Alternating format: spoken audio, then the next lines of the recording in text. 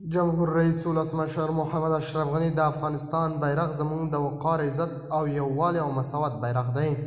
ډاکټر صاحب غني د افغانستان درې رنګه ملي بیرغ په اړه غږېدلی دی او د بیرغ ورځ یې هم په ډیر شان او شوکت لمانځلې ده.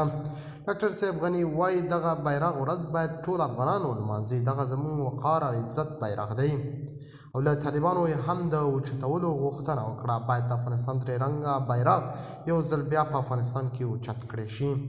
د خرابات ټي وي چینل درنو لیدونکو سلام، ستړي مه شئ، وخت مو بخیر. هیله لرم چې جوړ او روغ به یې. په سر کې یادونه کوم که خرابات ټي وي چینل مو نه وي سبسکرایب کړی، په درنښت سره خرابات ټي وي چینل سبسکرایب کړئ. د افغانستان اسلامي جمهوریت جمهور رئیس محمد اشرف غني نن د افغانستان بیرغ له پورته کولو وروسته د بیرغ ملي ورځې په مناسبت ځانګړو مراسمو کې وینا وکړه.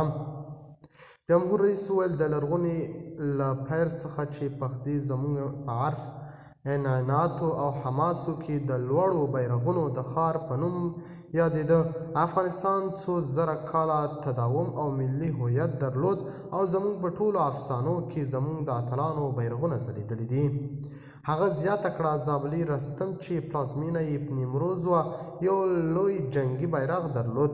احمدشاه بابا او زموږ د تاریخ نور اتلان په بیلابیلو دورو کې له بیرغ سره وځلیدل او په لرغوني بلخ کې د مولا علي جنډې د مبارکې عنعنې تکرار زموږ له لوړو اسلامي ارزښتونو څخه دی.